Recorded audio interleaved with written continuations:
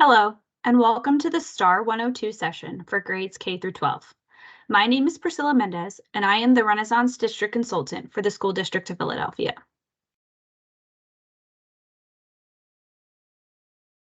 This session's overarching objective is to support teachers in making their STAR data actionable.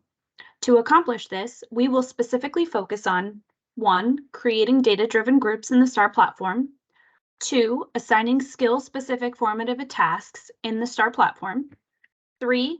Analyzing student data, and 4. Accessing administrative reports to identify school, grade level, and subgroup trends. As I go through the slide deck, you will see hyperlinks that provide additional information. Please feel free to reference these as needed.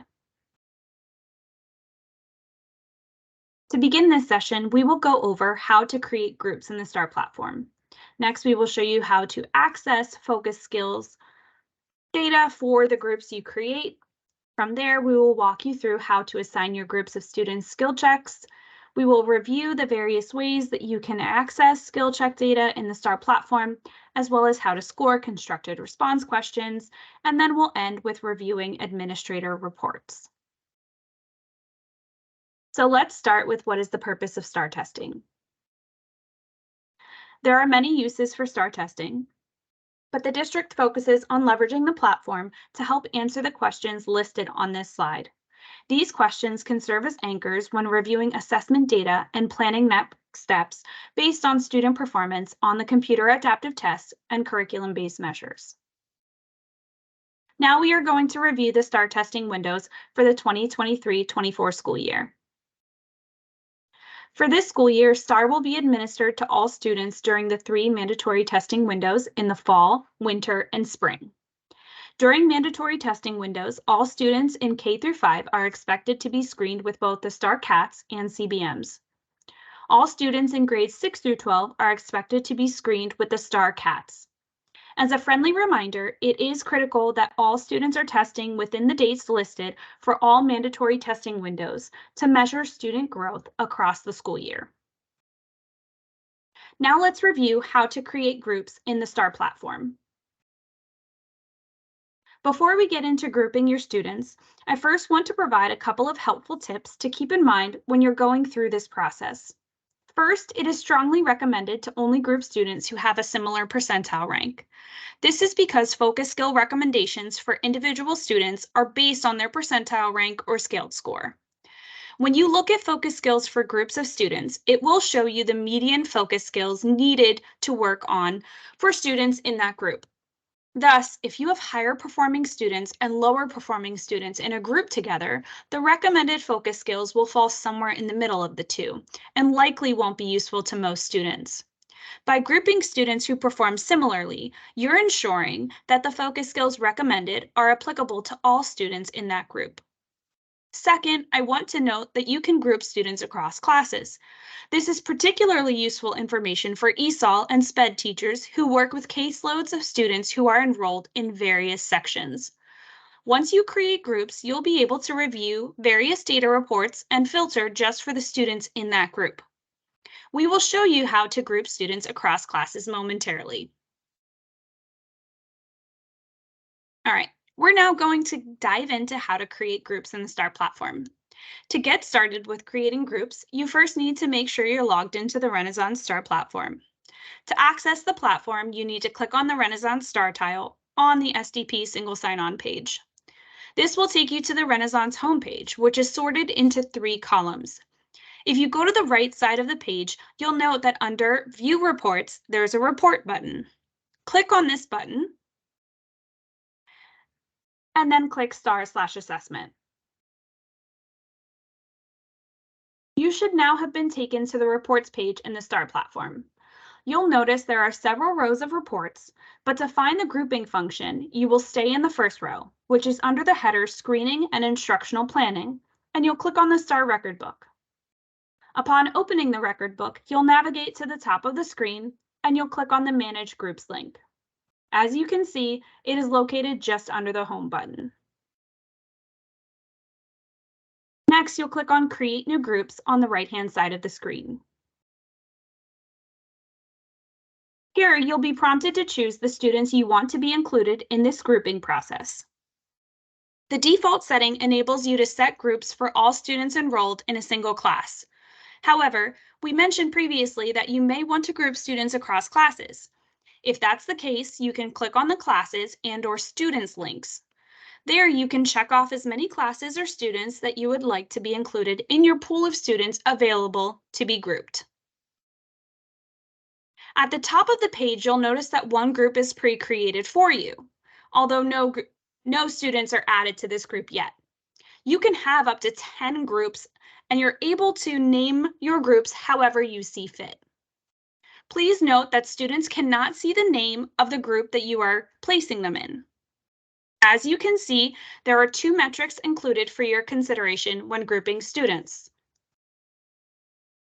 There's the scaled score, which is accompanied by the color associated with the benchmark category tied to that score, and there's also the percentile rank. If you'd like to sort students by scaled score or percentile rank, you can click on the column title and your students will be sorted in order of their performance. This is particularly useful because, as I mentioned earlier, we highly recommend grouping students who have a similar scaled score or percentile rank. Once you're ready to create your groups, you will go into each column and check which students belong into each group. As you can see in this example, students 1 through 3, all of whom are in the intensive intervention category, are placed together in group 1. Then students 4 through 6, all of whom are in strategic intervention, were placed into group 2. I just want to note that you might need multiple groups within a single benchmark category. For instance, the on-watch group for math ranges from 25 PR to 69 PR. With that in mind, you likely wouldn't want to group a student who is at the 30th percentile with a student who is at the 60th percentile, just because they are in the same benchmark category, as these students will have considerably different recommended skills. Once you have completed this, you will save your groups.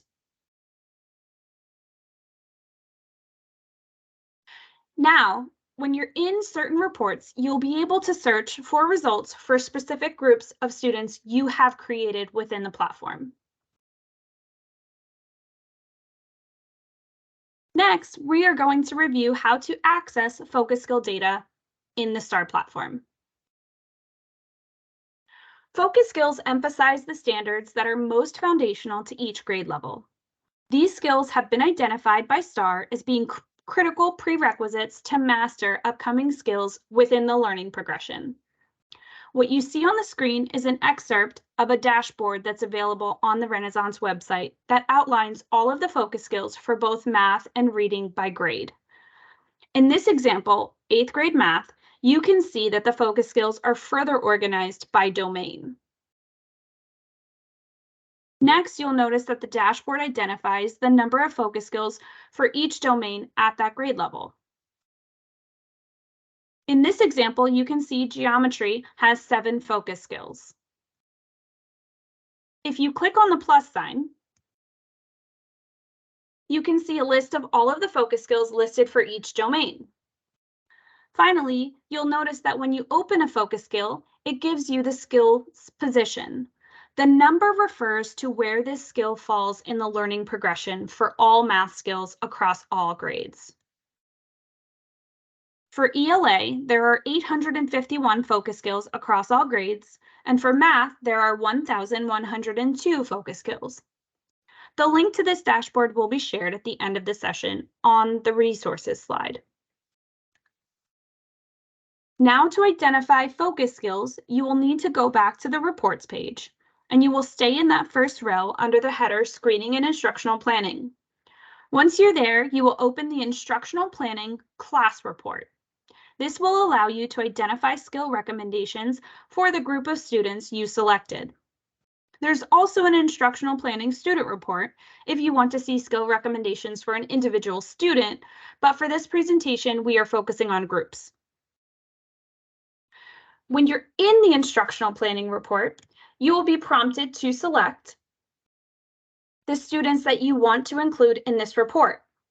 Note that you can click on groups below the drop-down menu. When you click on groups, all the groups you have created will appear. Choose the group you'd like to view. To run the report, you'll need to click the Update Report button at the bottom of the page.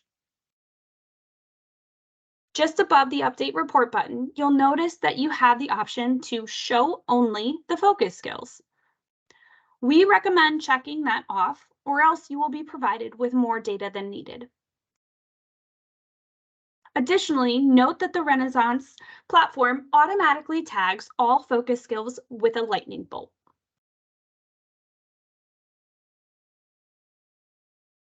So, how do you go about selecting a focus skill? Even if you select the option that allows you to only see focus skills, we know that there are still typically at least half a dozen that are recommended for a given group of students.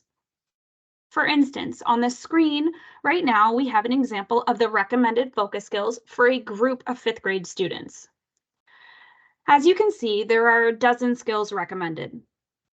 So how do you go about sifting through these skills and selecting just one or two to work on? The district has some recommendations for how you can make this process easier. First, you should think about the skills and standards that you're teaching right now. If something you're teaching shows up on this list, then that should be your priority. However, we know that in many instances, you are creating groups of students who are below grade level. In this case, many of the skills that are on this list likely won't align with what you're teaching right now. Having said that, some of the skills may be necessary prerequisite skills for students to master so that they can access the grade level skills and standards you're currently teaching. We recommend that you scan the list and look for critical prerequisite skills. Finally, we also understand that some students may be far below grade level, and thus none of the skills can be directly applied to what you're teaching. In this case, you can lean on the Renaissance learning progression to see which skills they identify as most foundational. Now that you've created groups and identified a couple of focus skills to work on with one of your groups, we are now going to review how to assign skill checks to that group of students. But first, we want to make sure everyone is aware of what skill checks are. First, I want to emphasize that skill checks are optional and share that you are not required to administer these. Rather, they are a resource available to you within the STAR platform. One of the nice things about skill checks is that they are pre-made assessments, so you don't have to do any work in creating them. It's also important to note that skill checks are tied to a single skill or concept. Thus, whereas the STAR-CATs test students on content across the curriculum, skill checks are very narrow in their focus. Skill checks are fixed assessments and not computer adaptive. This means that the questions will be exactly the same for each student you assign a particular skill check to. And because the skill checks are not computer adaptive, this means that the rigor of skill checks will always be aligned to the grade level expectations for the skill you are assessing students on. Skill checks come in two forms.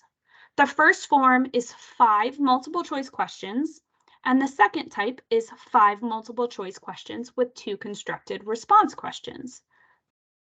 The multiple choice questions will always be scored by the system, but the constructed response questions do need to be scored by teachers. If you're curious to see which skills the STAR platform has skill checks for, we recommend you consult the sheet linked on this slide, which can also be found in our STAR resources for the field folder. You may be curious about how skill checks can be used within our district's math and ELA frameworks. Directors in the Office of Curriculum and Instruction have provided the guidance listed here. For math, skill checks can be used as an inclusive student activity during independent work or as a check for understanding during the reflective closure. For ELA, skill checks can be used to assess students' prior knowledge at the start of a lesson or as a check for understanding at the end of a lesson. Now that we've finished going over what skill checks are and when to utilize them, I will now show you how to assign one to your students. Again, this is not mandatory to assign skill checks, but they can be useful as formative assessments, so we want to make sure you know how to assign them. To begin, you need to navigate back to the Renaissance homepage, where you will click on the Planner button. Next, you'll click on New Plan. From there, you'll need to select your students that you want to assign a skill check to. When you click on Select Students, you'll notice that choosing groups is an option on the right-hand side of the screen. Next, you'll need to choose the subject and time frame. You can click on the calendar icon to adjust the dates. Please note that you can choose multiple weeks. You also need to name your plan. Next, you'll be prompted to select the skill or skills that you want to assign skill checks for.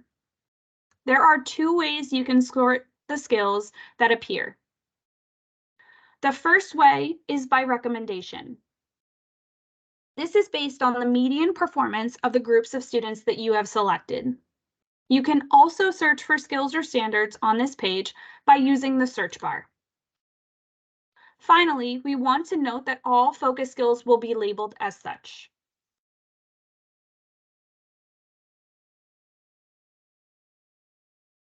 There's also the skills by domain option. If you move to this tab, you'll see that you can search for particular domains that you might be interested in finding specific skill checks for. Once you click a particular domain, you'll be able to scroll through the various skills for that domain by grade level. Teachers have access to skills in every grade level.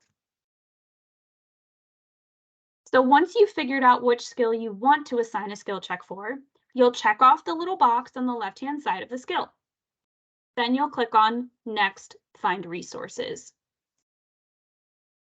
After selecting your skill, you'll be taken to a new page where a plethora of resources are provided for each focus skill you selected. These resources include a very large offering of learning activities for students. The district typically does not advertise these resources for a couple of reasons. First, they haven't been vetted by SDP, so they can't speak to their quality. And second, many of them require students to access the learning activity through a third-party website, and in other cases, the learning activities are in PDF form, which means students would need to print the activity, either themselves or by the teacher. Hidden among these learning activities are the skill checks you're looking for. So the fastest way to find available skill checks is to click on the filter icon and to select Star Custom Skill Checks. Then you'll need to scroll down and click the Apply button. With your filter selected, you'll now only see skill checks. Note that you can preview the questions by clicking the preview link. We will show you a couple of sample questions momentarily. If you're satisfied with the skill check, you can add it to your plan by clicking the Add button. Note that the tests are labeled Form A, Form B, etc. This means that the questions contained in each skill check are slightly different. However, they're both testing the same skill. So this is ideal for when you want to assess a skill twice in a short span of time. You'll also note that the top two skill checks are both Form A. This means that they contain the same multiple choice questions. The difference between the two is that the second version of Form A also contains two constructed response questions. So this is an example of a multiple choice question available through STAR Skill Checks. The district recommends printing, screenshotting, or jotting down the items, as this will support your item analysis after students take the skill check. And this is an example of a constructed response question that's available through STAR Skill Checks. Remember, teachers need to score these themselves. The instructions for how to score constructed response questions are included towards the end of this presentation. Once you've added a skill check, you will be prompted to choose the day you want students to be able to start having access to it. Note that the days available to you are based on the time frame you selected for your plan at the start of the process. Double check that you assign the skill check to open on the appropriate day, and then click the review button.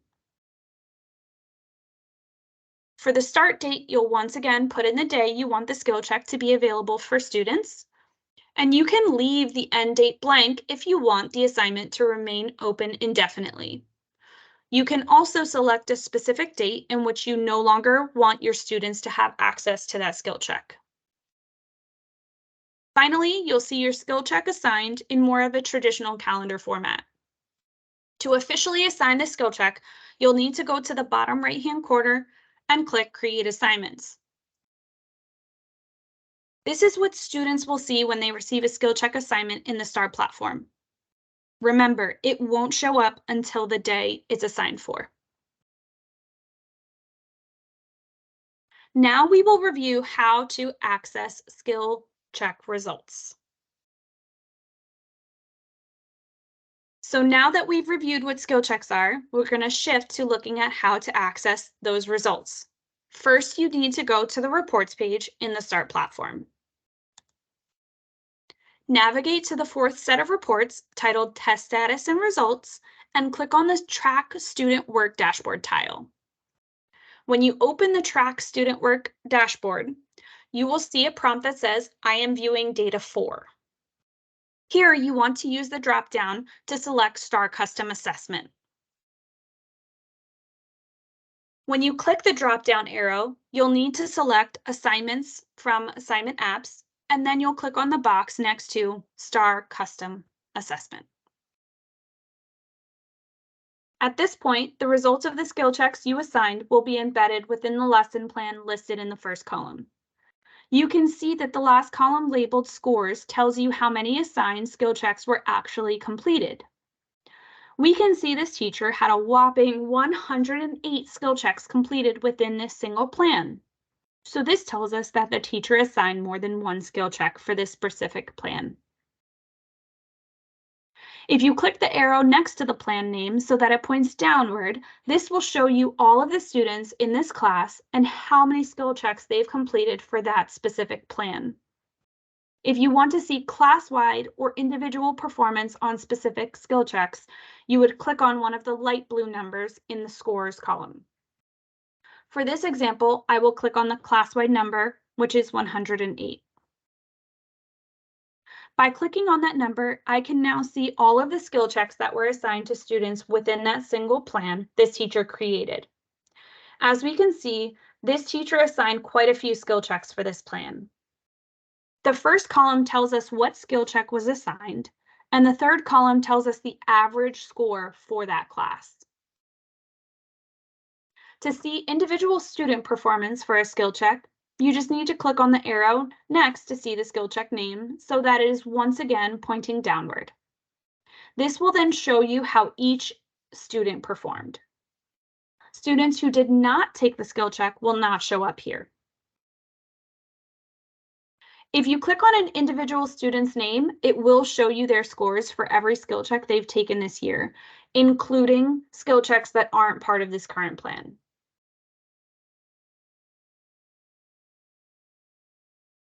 Now we will review how to access item level analysis results of skill checks. You'll notice that there's a column labeled Actions in the far right. If you click the three dots next to the word View, some options will appear that we will review on the next slide. Note that you can click this View option for both the entire class up in the first row, or you can choose to click View for individual students. We will begin by looking at View for the entire class. So when you click on those three dots next to View, a box will appear offering you the following options. For today, we want to focus on item responses. If you click on item responses, you will be taken to a new page where you can see the item analysis for this assessment. So as a reminder, I am choosing to view the item responses for the entire class. As you can see, there are several columns that will be useful to you as a teacher in viewing the item analysis for your entire class. In column B, labeled activity, you can see the name of the skill check, In column D, labeled number of uses, you can see how many students responded to this item. In column E, you can see the percentage of students in the class who answered this question correctly. And in column F, you can see a breakdown of which answer choices students selected. In this example, we can see that 62% of students selected C for the first item, which was the correct answer. We can see 25% of students incorrectly selected B, while 12% of students incorrectly selected A. It's important to note that you cannot see the exact questions that students were asked.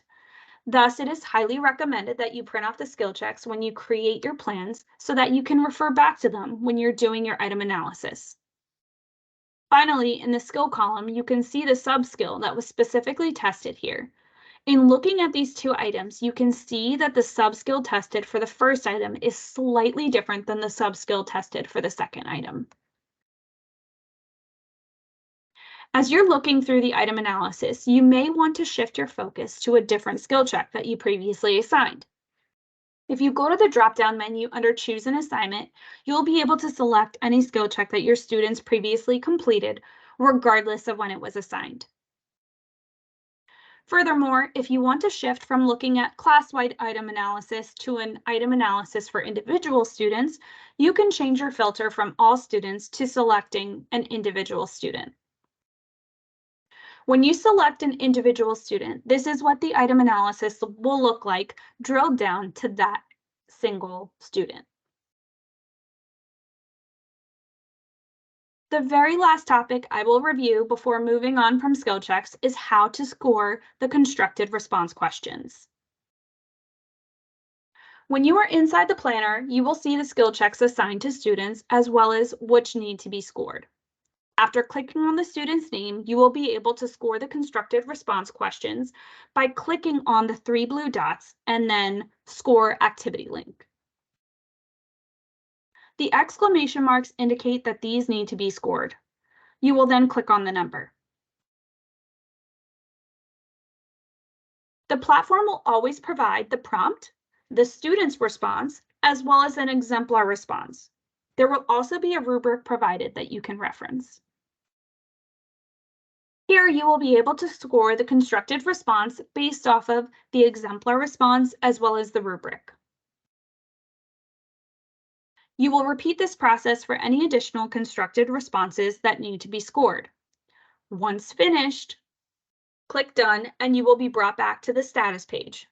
You will now see complete and their final score. Now we will begin reviewing some administrator reports.